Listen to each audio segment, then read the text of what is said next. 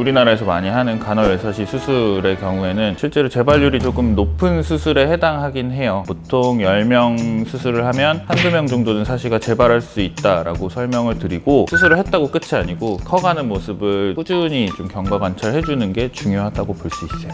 사실 떨어진 바보예요. 인생에 다 좋을 순 없는 건가 봐요 라는 얘기를 저한테. 두 분이서 같이 얼마 전에 같이 수술도 하시지 않았나? 네, 간혹 있어요. 눈꺼풀 수술이 같이 필요한 경우는 사시랑 같이 성형외과 파트랑 같이 수술을 되게 하기도 합니다. 좋네요. 그렇게 보면은 그런 눈꺼풀에 대한 것도 있고 사시도 있으면 같이 수술을 한 번에 할 수 있으니까. 외래 일정에 조정을 해놓고 교수님이 먼저 수술하시고 나면 제가 이어서 사시 수술 할 수 있도록 조정해보고 있어요. 되게 좋네. 우리 병원 장점이다. 근데 사실 저도 성형외과 하는데 네? 오! TMI인데?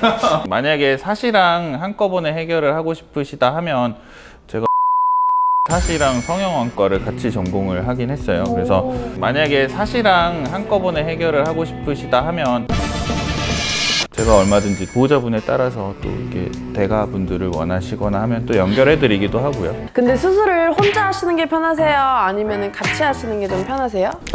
편하게 얘기하세요, 편하게. 네, 혼자 하는 게 편하죠. 수술 후에 경과 관찰을 왔을 때도 한 방에서 두 가지 다 봐주면, 저한테 원하신다 하면 당연히 제가 다 해드리는 게 저는 훨씬 편하죠. 국쌤이 불편한 건 아니고.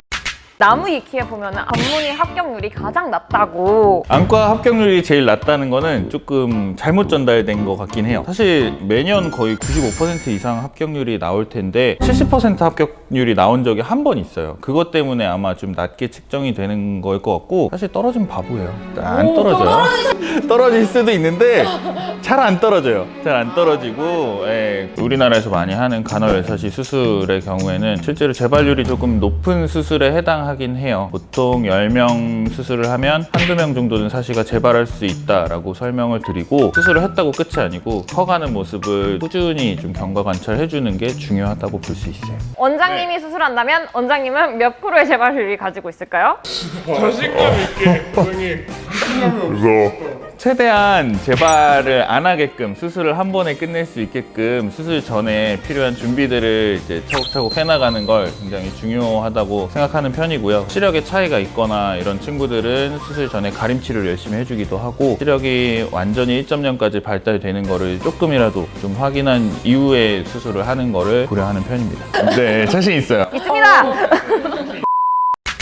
처방하는 가장 큰 이유가 근시 진행 억제. 드림렌즈의 장점이다 하면 당연히 첫 번째로 안경을 안 씌울 수 있다는 거. 보호자분들이 그런 목적 때문에도 많이 좀 원하시는 편이고요. 원리를 간단하게 설명을 드리면, 자는 동안에 렌즈를 껴주고 아침에 빼주고, 자는 동안 각막을 눌러서 낮 동안 안경 없이도 잘 보이게 만들어주는 렌즈인데, 렌즈다 보니까 아이들의 협조도 좀 필요하고요. 착용을 무서워하거나 각막에 상처가 생길 수도 있고 하면서 또 힘들어하는 아이들도 있거든요. 아이들이 렌즈를 얼마나 원하는지 이런 걸 좀 잘 파악해야 되는 것 같고, 안과 의사들이 해야 되는 역할이 조금 더 많은 치료고, 아트로핀이다 하면 사실 안과 의사들 입장에서는 조금 더 편한 느낌은 있어요. 근데 안경을 벗을 수 있는 치료가 아니다 보니까 잘 때 안약을 한 방울씩 넣어주시면 근시 진행 속도를 조금 완화시켜 준다는 보호가 있어서 많이 해보긴 하고, 매일 점안을 해야 되고 사실 좀 장기간 점안을 해야 되긴 해요. 그래서 뭐 2년 이상 점안을 유지하라는 얘기도 있고 하기 때문에 그런 면에서 불편하지만 그냥 안약만 점안해주면 되기 때문에 렌즈로 인한 합병증이나 이런 거를 걱정할 필요는 없으니까 조금 더 편한 건 있고요. 원장님의 자식이라면